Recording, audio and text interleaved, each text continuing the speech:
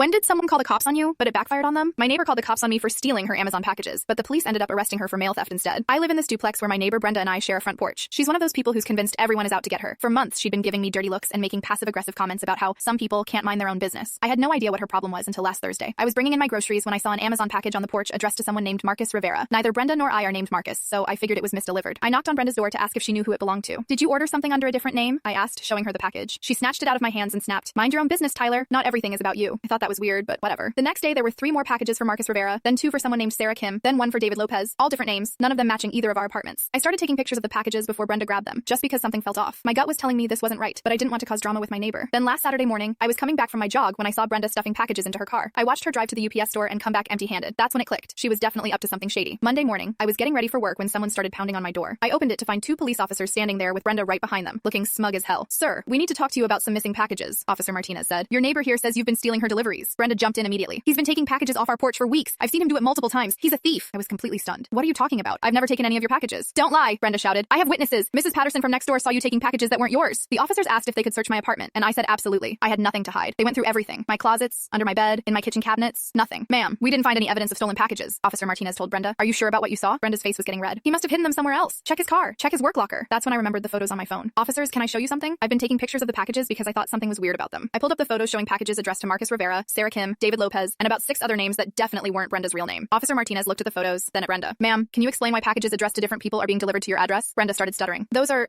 for my relatives who stay with me sometimes." "All of these people live with you?" the other officer asked, scrolling through my photos. "Marcus Rivera, Sarah Kim, David Lopez, Jennifer Walsh, Michael Chen. They visit. They have packages sent here when they visit," but I had more photos. "Officers, I also took pictures of her loading packages into her car on Saturday and driving to the UPS store. She came back without them." The officers exchanged looks. Officer Martinez turned to Brenda. "Ma'am, we're going to need to see some identification for all these people you claim live with you." Brenda's story fell apart fast. She couldn't provide any proof that these people lived there or even knew her. When the officers ran the names through their system, they found that Marcus Rivera had filed a police report about missing packages just last week. It turns out Brenda had been having packages sent to our address under fake names, then returning them to different stores for gift cards. It's called a brushing scam, and it's totally illegal. "Ma'am, you're under arrest for mail theft and fraud," Officer Martinez said, pulling out his handcuffs. Brenda lost her mind. "This is ridiculous. He's the thief. Why aren't you arresting him?" "Because he's the one who provided evidence of your crime," the officer replied. As they were putting her in the police car, Brenda screamed at me, "This is all your fault, Tyler. You ruined my life." I just stood there watching, still trying to process what had just happened. The woman who'd been calling me a thief for months was actually the thief herself. The best part? Mrs. Patterson, who Brenda claimed was her witness, came over after the cops left. "I never said I saw you taking packages," she told me. "I told her I saw someone taking packages, but I couldn't see who from my window. She just assumed I meant you." Brenda's been in jail for 3 days now. The landlord already posted an eviction notice on her door. Turns out she was 3 months behind on rent and had been using her package scam money to pay for other stuff instead. Now I have the whole duplex to myself, and I don't have to deal with someone glaring at me every time I check my mail.